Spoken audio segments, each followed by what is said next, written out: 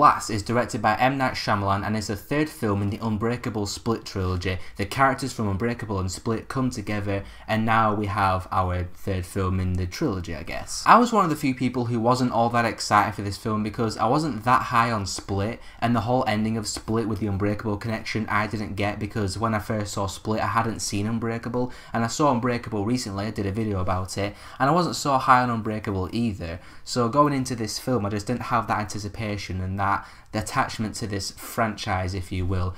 And walking out of Glass, I was a bit conflicted, a bit of a mixed bag. Starting off with what I liked about Glass, first off, James McAvoy. This guy was just amazing to watch once again as this guy with DID, all these different personalities, seeing him inhabit all these different personas inside one body was just captivating to watch. He was easily the best part of Split, and he was probably the best part of this film as well. Every time he takes on a different personality, he's got a different voice, different mannerisms. He's just amazing to watch on screen, and you just forget how good of an actor James McAvoy is when you watch him play these characters. Bruce Willis was good in the film. Recently he's been kind of sleepwalking through a lot of his films, and you can just tell he just does not give a crap about being there. But here, he's not the best performance of all time, but you can tell that he sort of cares about his character and he kind of wants to be here.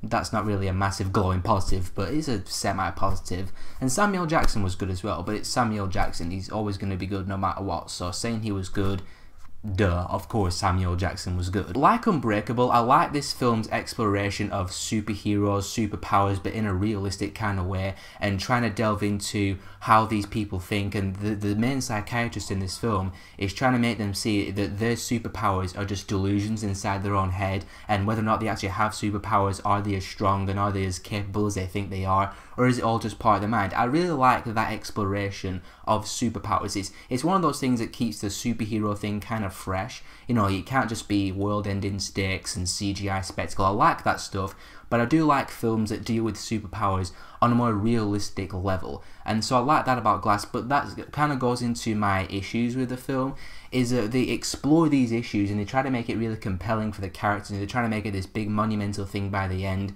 but it just doesn't really stick the landing emotionally for me personally.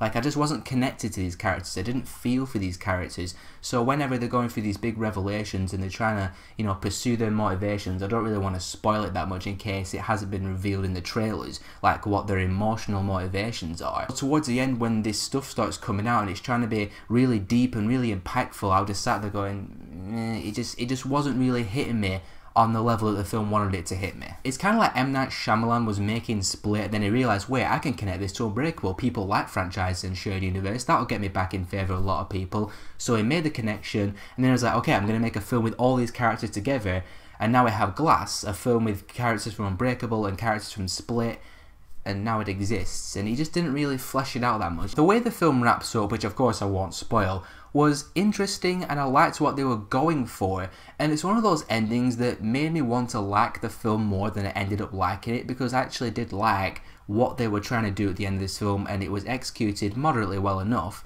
But just the film leading up to that conclusion, it just wasn't engaging enough for me, and that's the big issue with Glass. It presents good ideas, it has great potential about what it's trying to do and how it's trying to go about the usual superhero tropes, but it just didn't really hook me enough. It didn't engage me. I wasn't connected to the characters. I wasn't invested in the film emotionally. It wasn't boring though. The film wasn't as bad as I was expecting to be. For some reason I was expecting to walk out of this film really disliking it.